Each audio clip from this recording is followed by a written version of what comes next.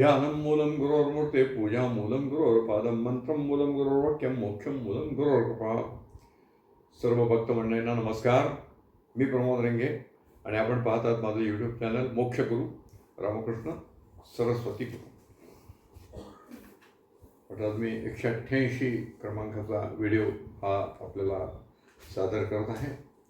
आणि आज मी नगरमधील एक भक्त सौ चंदा पुरुषोत्तम भंडारी यांनी एक गुरुगौरिका पुष्प 1 मध्ये लेख लिहिला आहे आणि त्याचं नाव आहे चरण न सोडी सर्वतः. हा जो लेख त्यांनी लिहिलेला आहे, आता ते आपण 93 साली हे प्रसिद्ध केलेलं पुस्तक आहे. त्या काळातला हा अनुभव आहे आणि अनुभव हा अत्यंत म्हणजे मनस्वी असा हा अनुभव आहे. एका भक्ताकरता आपले सद्गुरू काय करू शकतात हा यातला अनुभव आपल्याला मिळणार आहे.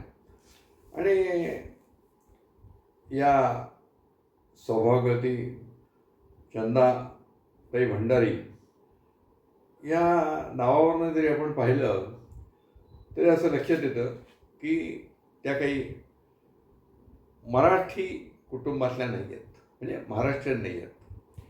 तर ह्या चंदाताई भंडारी या मारवाडी आणि जैन समाजातल्या आहेत आणि त्यांच्यावर सद्गुरूंनी कृपा कशी केली हे बघून आपल्याला आश्चर्य वाटेल अशी भाग. आणि नुसतीच कृपा केलेलं नाही आहे, तर त्यांच्यावर देखील एक फार मोठं संकट येऊ घातलेलं होतं. आणि त्या संकट प्रसंगी त्यांनी गुरुदेवांचे जे काही अनुभव सांगितलेले आहेत ते अत्यंत विलक्षण आहेत असं माझं मत आहे. मध्यंतरी याच्यात मला वाटतं गत 2 व्हिडिओमध्ये पूर्वी मी आपल्याला एक लोढा म्हणून जे नगरचे भक्त होते त्यांचा अनुभव सांगितला आणि त्यांनी सांगितलं की गुरुदेव कृपा करत असताना धर्म, जात, पंथ, स्त्री, पुरुष असा काही प्रकार बघत नाहीत. किंबहुना बऱ्याच लोकांना असं वाटतं की आपण सिनियर आहोत, आपल्यावर कृपा व्हायला पाहिजे. तर या ठिकाणी कुठलीही सिनियरिटी नाही.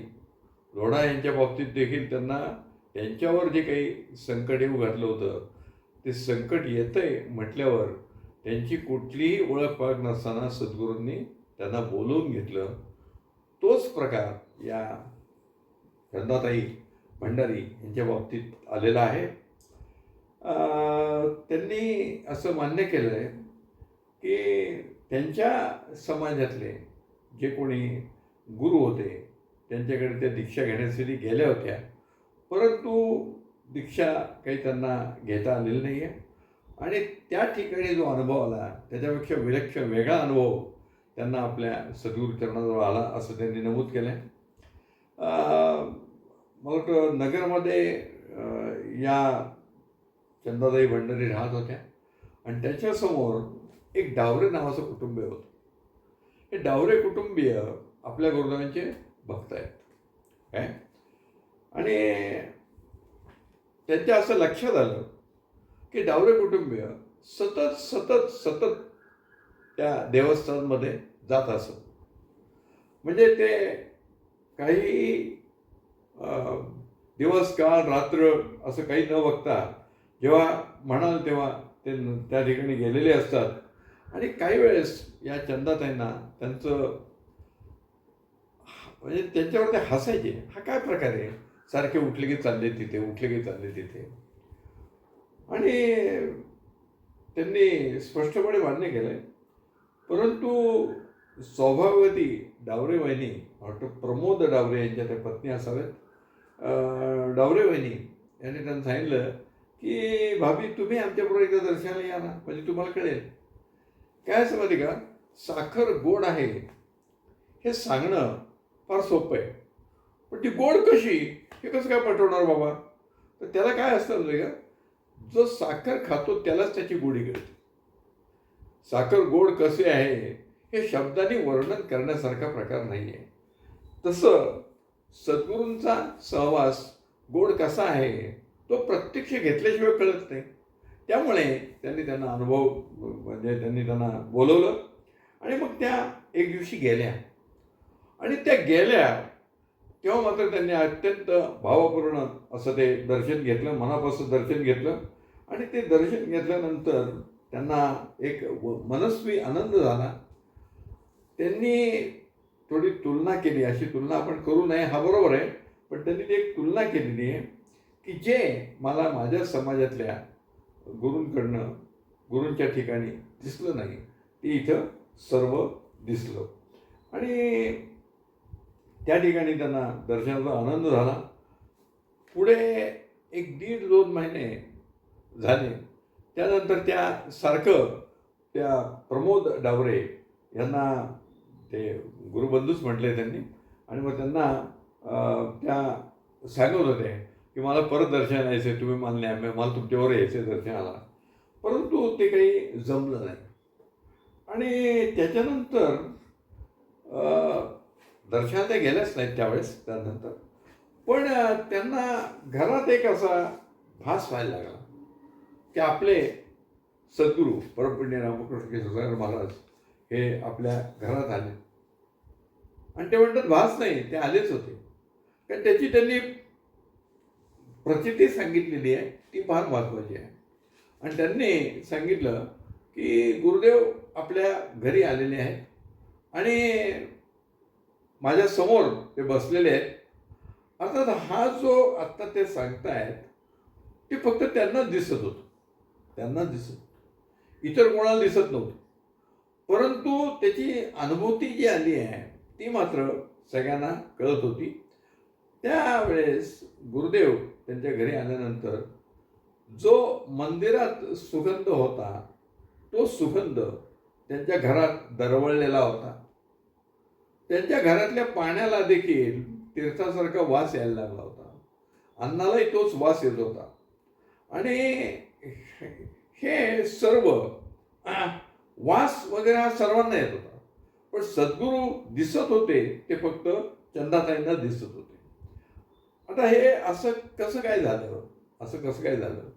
आणि मागेही मला वाटतं मागे 2-3 व्हिडिओमध्ये मी 2-3 आपल्याला सांगितलं आहे की हा जो सुगंध दरवळतो हा कुठल्याही अत्तराचा नसतो. तर प्रत्यक्ष दत्त महाराज त्या ठिकाणी आलेले आहेत याची ती साक्ष असते. आपल्या बऱ्याच भक्तांना तो अनुभव आलेला आहे आणि ते मी सांगितलं आहे की हा कुठल्याही अत्तराचा दरवळ नसून तो सुगंध हा दत्तात्रय परंपरेतल्या प्रभू दत्तात्रय त्या ठिकाणी साक्षात आलेले आहेत ह्याचा ती प्रचिती असते. आणि या चंदाताईंना तो अनुभव आला आणि त्यांनी त्याची एक लिंक लावली आहे, ती पण फार महत्त्वाची आहे.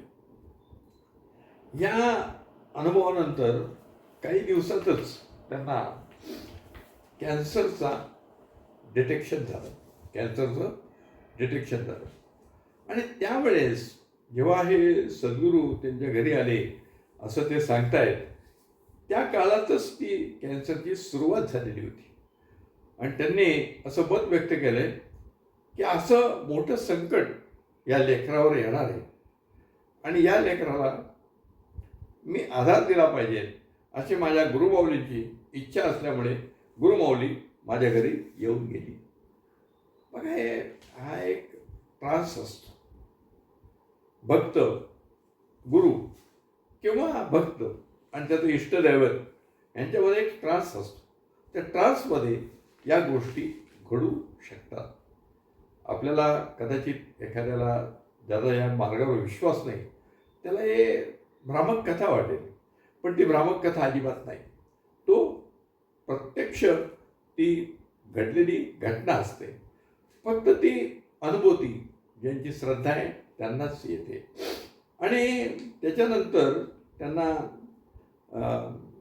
जो 4-8 दिवस तो दरवळ घरात होता आणि पुढे त्याच्यानंतर त्यांना डोकं वगैरे दुखण्याची व्याधी जडली आणि डॉक्टरांनी त्याचं कॅन्सरचं निदान केलं. आणि कॅन्सरचं निदान, तर कॅन्सर हा जो आजार आहे तो भयंकर आजही तो जीव घेणाच आहे. त्यामुळे कॅन्सर झाला म्हणजे आपलं तिकीट पक्कं आहे याची प्रत्येकाला खात्री होत असते. परंतु याही व्याधीतनं आपल्या गुरुदेवांनी त्यांना बाहेर काढलेलं आहे. आणि बाहेर काढण्याकरताच गुरुदेव त्यांच्या घरी आले होते असं त्यांचा ठाम विश्वास आहे. बरेच औषधं झाली. कॅन्सरमध्ये काय होतं आहे की औषधं घ्यावी लागतात, रेडिएशन घ्यावं लागतं, केमो घ्याव्या लागतात. आणि या सगळ्याचा दुष्परिणाम कॅन्सरवर जे औषधं आपण घेतो ती कॅन्सर म्हणजे काय की एखाद्या ठिकाणी आलेली अनैसर्गिक वाढ, मग ती अनैसर्गिक वाढ जेव्हा कमी करायची असते त्याची जेव्हा औषधं दिली जातात तेव्हा कॅन्सर ती औषधं जशी ती वाढ कमी करतात तसं आपल्या शरीरातील इतर ज्या काही बाबी असतात त्या बाबीही कमी होतात. आणि मग त्याच्यातनं अशक्तपणा येतो.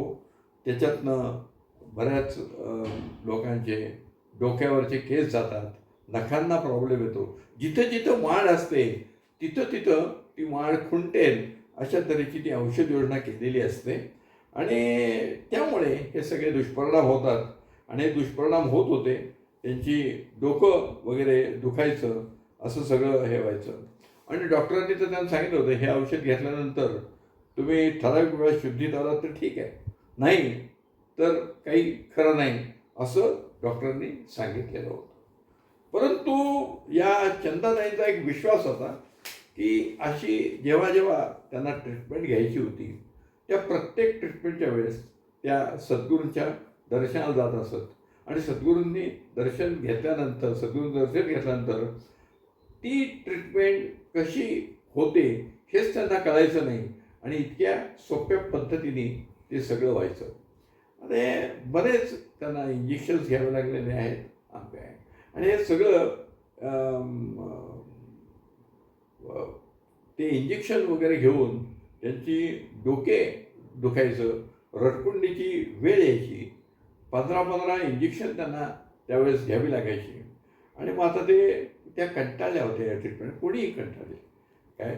कॅन्सरची ट्रीटमेंट ही काही फार चांगली आहे अशातला भाग राहील. आणि त्या कंटाळल्या होत्या. त्यांचं डोकं वगैरे इतकं दुखत होतं. आणि त्या दिवशी त्या म्हणजे मला वाटतं प्रमोद काका डावरे यांच्या सभापती त्यांनी लिहिले रेखावणी आल्या आणि त्यांनी काय होतं वगैरे विचारपूस केली. आणि मग त्या म्हणल्या असं करा तुम्ही आता दर्शनाला जा. आणि नुसते दर्शनाला जाऊ नका तर सद्गुरूंना सांगा की माझी अशी परिस्थिती आहे, आता मला हे इंजेक्शन वगैरे काही नको आहेत, मला काही इंजेक्शन देऊ नका आणि आपण लक्ष घाला. त्याप्रमाणे या चंदाताई दर्शनाला गेल्या आणि त्यांनी गुरुदेवांना सांगितलं की हे सगळं आता माझं थांबवा, मला फार त्रास होतोय गुरुदेव. तेव्हा गुरुदेव म्हणले आता असं कर, मी ऐकलं आहे तुझं, तू आता शांतपणे घरी जा आणि उद्या डॉक्टरांकडे जाऊन ये, मग बघू काय करायचं ते. गुरुदेवांनी त्यांना आश्वस्त केलं. बघा आपल्या गुरुदेवांचं एक वैशिष्ट्य होतं, जो कोणी भक्त त्यांच्या पुढे असा अशांत मनाने आलेला आहे त्याला ते शांत करून घरी पाठवायचे. त्यामुळे त्यांनी पाठवलं आणि त्या डॉक्टरांकडे गेल्या.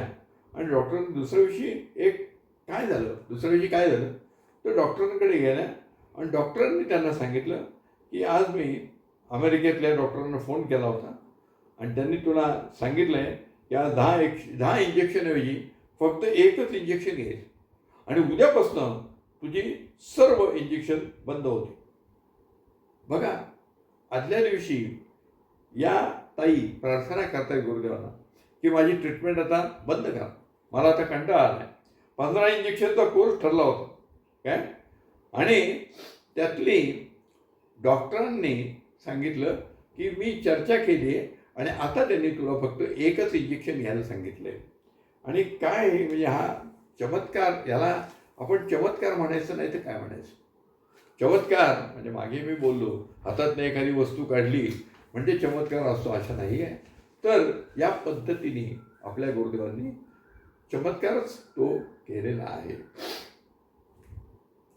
जवळजवळ या ट्रीटमेंटसाठी त्यांच्यावर 8 लाख रुपये खर्च आलेला आहे.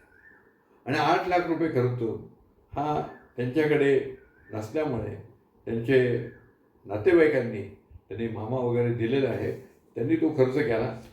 पण आश्चर्य म्हणजे या दोघांचे ते पैसे त्यांना त्यांच्या व्यवसायातनं ते परत मिळाले. हा खर्च तर झालाच, परंतु ज्यांनी खर्च केला आहे या मुलीसाठी त्या मामांना, भाचीच आहे ती, मामांनी खर्च केल्यानंतर मात्र मामांना ते पैसे व्यवसायातनं परत मिळाले. हा एक म्हणजे त्या गुरुदेव म्हणतात की मी कुठलाही चमत्कार करत नाही, पण हा चमत्कारापेक्षा हे काहीही कमी नाही. ज्या भक्तांचा त्यांच्यावर विश्वास आहे त्यांना या चमत्काराचा अनुभव येतो असा तो भाग आहे. अत्यंत भावुक अशा त्या झालेल्या होत्या आणि त्या लिहित आहेत, ही ज्ञानगंगा वाहत आहे, अपार वाहत आहे आणि मला प्रत्येक वेळेस गुरुदेवांचं वेगळं स्वरूप बघायला मिळालं. बघा, एवढ्या आजारातनं त्यांना गुरुदेवांनी बाहेर काढलं. कॅन्सरसारख्या गुरुदेवांनी अनेक भक्तांचा कॅन्सर आजार देखील बरा केलेला आहे. तर त्या पुढे लिहितात, बघा लोक समाधानी कसे होतात की म्हणजे आपल्या गुरुदेवांनी बऱ्याच वेळा सांगितलं आहे की तुमच्या जीवनात तुम्हाला समाधान मिळालं म्हणजे आनंद मिळेल, तुम्ही समाधानी राहायला पाहिजे. आणि या अनुभवानंतर चंदाताई यांना समाधान झालेलं आहे आणि त्यांनी लिहिलं आहे की त्यांना मूलबाळ नव्हतं. आता बघा, या तरुण अवस्थेत अशी काहीतरी रोग जडला, त्यावेळेस त्यांना मूलबाळ झालेलं नव्हतं. परंतु गुरुदेवांच्या दर्शनानंतर धर्म, ज्ञान आणि देव यासाठी जर आपण सर्वस्व ओतलं तर आपल्याला आयुष्यात कधीच दुःख येणार नाही. आणि माझ्याकडे जे काही थोडंफार ज्ञान आहे मी ते सर्व ज्ञान देण्याचा प्रयत्न करीन, दुसऱ्यांना आनंद देईन, दुसऱ्यांच्या वाट्याचं दुःख मला द्या अशी मी प्रार्थना गुरुचरणी करेन. की एवढी त्यांची मनस्थिती बदलली होती की आपण आनंदी झालोच आहोत, पण दुसऱ्यालाही आनंद आपण द्यावा अशा पद्धतीने आपण काहीतरी करावं असं ते केलं. आणि आपल्या गुरुचरणाशी स्थिर होऊन आपण मोक्षाच्या मंदिरी चाललेलो आहोत असा त्यांना एक ठाम विश्वास निर्माण झाला. कारण त्या म्हणतात, देव आणि आपण यामधला आपला दुवा म्हणजे आपले श्रीगुरू आहेत. या श्रीगुरूंचं चरण जर घट्ट पकडलं नाही तर आपल्याला देव लवकर भेटणार नाही. त्यामुळे गुरुदेवांचं चरण आपण पकडलं पाहिजे. आणि मोक्ष हा आपला जरी स्वार्थ असला तर त्या स्वार्थासाठी आपल्याला गुरुचरण घट्ट धरून ठेवलं पाहिजे. सुदैवाने नगर शहरात एवढी मोठी शक्ती आपल्याकडे आलेली आहे, तर त्या शक्तीचा आपण योग्य वापर केला पाहिजे असंही त्याने. म्हणजे या एका आजारातनं त्यांना किती आत्मज्ञान झालं ते तुम्ही बघा. या आजारातनं त्यांना गुरुदेवांनी बाहेर काढल्यामुळे ही त्यांची मनस्थिती किती बदलली हे आहे. आणि त्याच्याच याच्यातनं भावनेतनं त्यांनी लिहिलं आहे की चरण न सोडी सर्वथा आण तुझी श्री गुरुनाथा. म्हणजे गुरुदेवांचे चरण आता मी कधी सोडणार नाही हा त्या लेखाचा त्यांचा तो हेडिंग आहे. तेच मुळी तसं आहे, चरण न सोडी सर्वथा. म्हणजे एकदा गुरुचरणाशी जी लोक आलेली आहेत अनुभवाने, या अशा अनुभवांनी त्यांना त्यांचं मन जे समृद्ध केलेलं आहे गुरुदेवांनी, त्या समृद्ध मनातनं हे विचार, हे तरंग उमटलेले आहेत. आणि हे गुरुभक्तीचे तरंग आपल्या सर्वांना काही ना काहीतरी शिकवून जात आहेत असा भाव आहे. रामकृष्ण गुरु माझे, त्यांनी शेवट तसंच केला आहे. रामकृष्ण गुरु माझे आई मधला ठाव द्यावं, पण सारखीच ती प्रार्थना करत असतो. आणि त्यांनी या लेखाचा शेवटही तसा केला आहे. या चंदाताई भंडारी यांचा जो अनुभव मी वाचल्यानंतर हे भक्तवत्सलतेचं किती मोठं उदाहरण आहे हे आपल्या लक्षात येईल. वास्तविक पाहता त्यांची आपल्या कॅन्सर हा जेव्हा त्यांना आजार झाला तेव्हा ते काही गुरुदेवाच्याकडे फार वर्षापासून येत आहेत अशातला काही भाग नव्हता. परंतु त्या कॅन्सर या मुलीला होणार आहे हे लक्षात आल्यावर सद्गुरूंनी तिला आपल्याकडे बोलवून घेतलेलं आहे. डावरे यांच्या माध्यमातून त्यांनी बोलवून घेतले आणि तिच्यावर कृपा वर्षाव केला आहे. मी आपल्याला बऱ्याच दिवसापासून सांगतोय की ज्या ज्या व्यक्तींवर गुरुदेवांना कृपा करायची असते त्या व्यक्तींना गुरुदेव कोणत्या ना कोणत्या मार्गाने बोलवून घेत असतात. गुरुदेवांची शक्ती ही अलौकिक आहे. ती शक्ती हे सगळं करत असते आणि अशा संकट येणाऱ्या भक्तांवर देखील गुरुदेवांनी त्यांना बोलवून त्यांच्यावर कृपा केलेली अनेक प्रसंग आपल्या या अनुभवातनं आलेले आपल्याला दिसत आहेत. त्यातला हा एक अनुभव आहे. चंदाताई भंडारी यांना त्यांनी डावरे यांच्या मार्फत बोलवून घेतलं. कॅन्सरसारख्या व्याधीतनं त्यांना मुक्त केलेलं आहे आणि त्यांच्या मनामध्ये एक वेगळा बदल केला आहे. काय असतं माहिती का, समाधान हा एक फार महत्त्वाचा भाग आहे. संतुष्टता ही फार महत्त्वाची आहे. जी व्यक्ती संतुष्ट आहे त्याच व्यक्तीच्या जीवनात आनंद होतो. जी व्यक्ती कधी संतुष्ट नाही, जी अपुरीच राहिलेली आहे, ती कधीही समाधान मिळवू शकत नाही. हा फार महत्त्वाचा आहे. गुरुदेवांनी जे आपल्याला सांगितलं आहे की तुमच्या जीवनात मी आनंद निर्माण करणार आहे, हा आनंद चंदाताई भंडारी यांच्या जीवनात त्यांनी निर्माण केला आणि असाच आनंद आपल्या सगळ्यांच्या जीवनात सद्गुरू निर्माण करीतच आहे. त्याचा लाभ आपण घेतला पाहिजे. आपण या ठिकाणी थांबू. श्री गुरुदेव दत्त.